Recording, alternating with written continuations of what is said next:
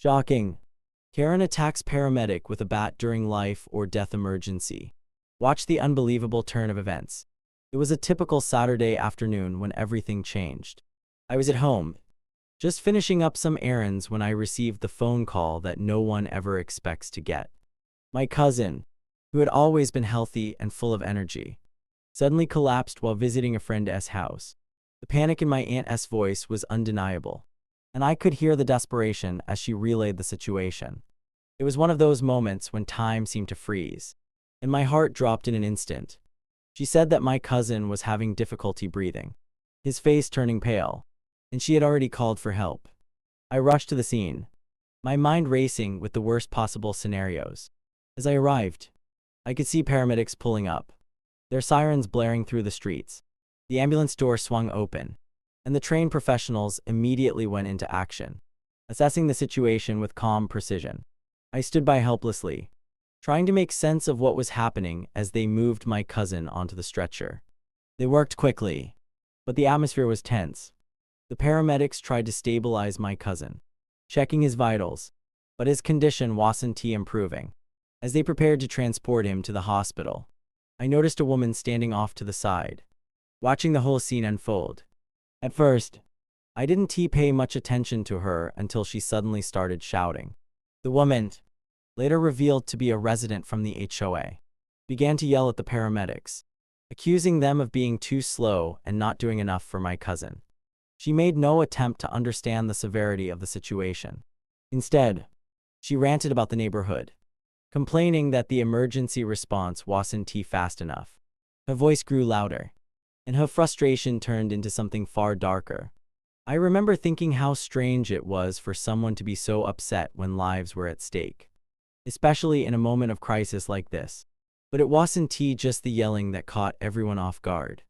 In a swift motion, the woman grabbed a bat from a nearby yard and charged toward the paramedic who was leaning over my cousin. The scene, once filled with the urgent hum of medical equipment, was now filled with shock and confusion. No one knew what to do as she swung the bat. I couldn't believe my eyes. Karen, as I would later come to know her, was attacking the very person who was trying to save my cousin's life. The urgency of the moment took on a completely different tone as fear began to set in. What had started as a life-threatening emergency was now about to become something even more unimaginable. As the paramedics focused all their energy on stabilizing my cousin, Karen's frustration continued to grow. At first, it was just raised voices, shouting about the inefficiency of the emergency response. But then, her words became more venomous. She wasn't just upset about the slow pace of the situation. She was convinced that the paramedics were not doing enough to save my cousin. She kept repeating that they weren't acting fast enough and that this was a sign of incompetence. Her anger was so misplaced and out of context that it left everyone around her confused and bewildered. She was standing on the edge of the lawn, glaring at the paramedics with an expression of disdain. My heart pounded in my chest, and I felt an overwhelming sense of disbelief. I kept thinking, how could anyone be so heartless at a time like this? Why is she focusing on anything other than helping? I watched as the paramedics calmly tried to explain that they were doing everything they could. But her rage only seemed to intensify. The tension in the air was palpable. I could feel the weight of her negativity pressing down on the entire situation. It was clear that this woman, who I later found out was a notoriously difficult resident in the HOA, had no empathy for what was happening. She was completely consumed by her own grievances. The paramedics had been trained to handle difficult situations, but Karen was unlike anything they had encountered before. Then, without warning, Karen's words took on a new, more threatening tone. She began to accuse the paramedics of not caring about anyone in the community, yelling that they were wasting time.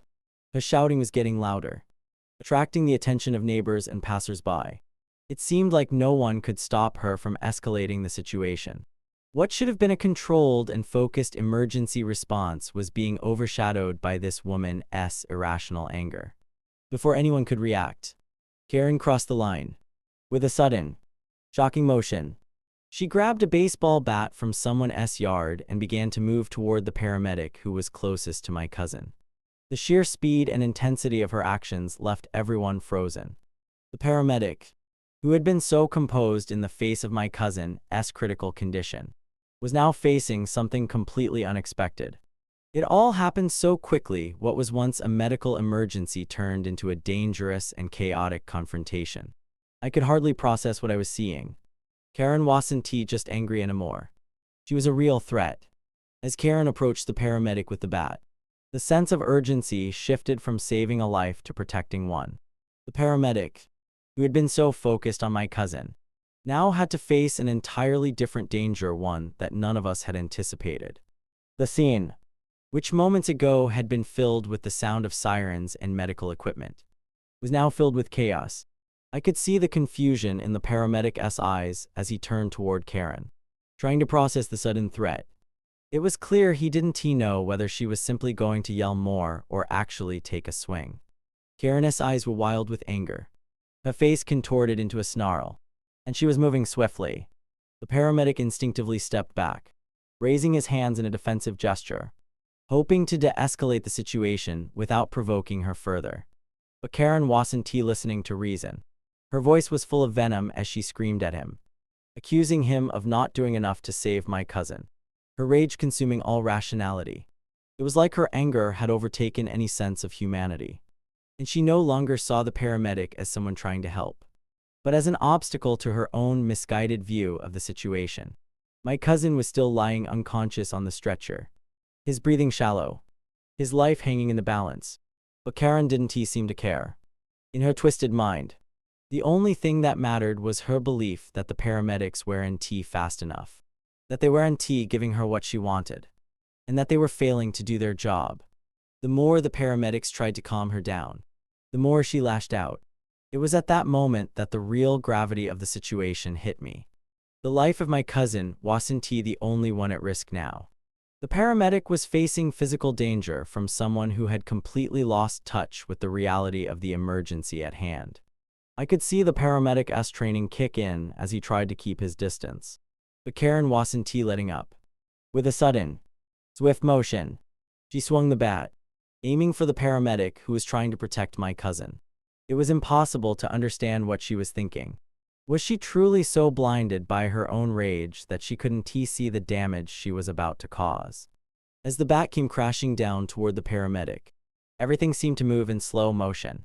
The paramedic ducked just in time, and the bat missed its target by mere inches. The sound of the swing echoed in the air, and the force of it shook the ground beneath us. At that moment, I realized that we were no longer just fighting to save a life. We were fighting to prevent something even worse from happening. The paramedic was now in the middle of an emergency that was about to spiral out of control. It was no longer just about the health of my cousin, it was about ensuring that the violence didn't claim yet another victim. The aftermath of Karen's attack was nothing short of chaotic. The once focused emergency scene had completely unraveled, leaving behind a trail of confusion and fear. The paramedics, still reeling from the attack, had to quickly reassess the situation. Despite their professionalism, it was clear that the attack had rattled them. The paramedic who had been directly targeted by Karen had to take a moment to compose himself before he could continue his work. His hands were still shaking, but he knew that the priority remained my cousin's life. The neighbors who had been watching the scene unfold began to murmur among themselves, some expressing disbelief, others showing concern. The community that had once felt safe and tight-knit was now divided by the chaos. I could hear whispers of confusion, with people questioning what had just happened. No one could quite grasp the audacity of Karen's actions. How had things gone so wrong? The police were called almost immediately after the attack, their sirens now adding to the mix of sounds. Karen, still visibly agitated and unwilling to calm down, was detained by the officers who arrived on the scene. It didn't take long for them to recognize the severity of her actions, and they swiftly began questioning her. She was no longer the angry neighbor ranting about an emergency response. She was now a woman facing serious consequences for assaulting a paramedic. The paramedics, though shaken, knew they couldn't afford to let the situation distract them. They went back to work with a renewed sense of urgency, knowing that my cousin's condition was still critical. The medical team moved quickly to get him into the ambulance, securing him for transport to the hospital. The reality of the situation hit even harder once I realized how easily everything could have spiraled out of control. The emotional toll of seeing someone you care about in danger was compounded by the physical danger that Karen had introduced into the equation. In the midst of the chaos, there was a sense of gratitude that the paramedics had managed to stay composed and continue their work. But there was also a growing sense of anger and disbelief. How could anyone be so consumed by their own anger to attack a person trying to save a life? The police took Karen into custody, but it was clear that this wasn't just a simple case of a woman losing her temper. It was an assault with serious consequences, one that would leave a lasting impact on everyone involved. As the situation slowly began to calm down, the weight of what had just happened settled in. Karen's actions had left more than just physical scars. They had created an emotional wound for everyone involved. The paramedic, still visibly shaken, was thankful that the attack hadn't been more severe. But it was clear that the trauma of the event would stay with him for a long time. My cousin, though now being cared for at the hospital, would carry the psychological weight of the incident too. And as for Karen, the legal consequences of her attack were just beginning to unfold. The entire ordeal had left us all reeling, unsure of what would come next, but certain that nothing would ever be the same again. The events that unfolded that day left everyone involved shaken. But in the aftermath, there was a sobering need for reflection and, ultimately, a sense of justice.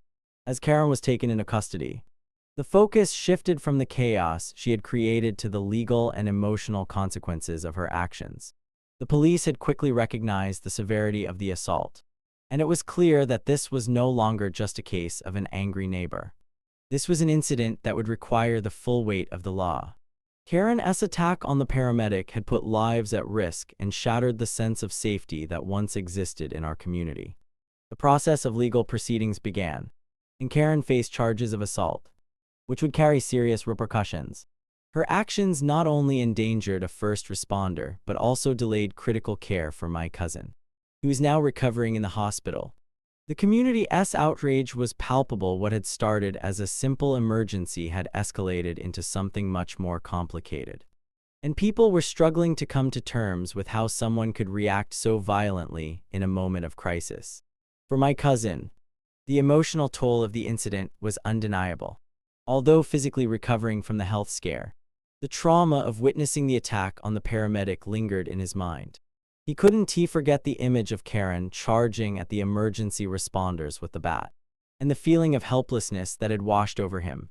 He was no longer just a victim of a medical emergency. He had been caught in the crossfire of an unthinkable situation.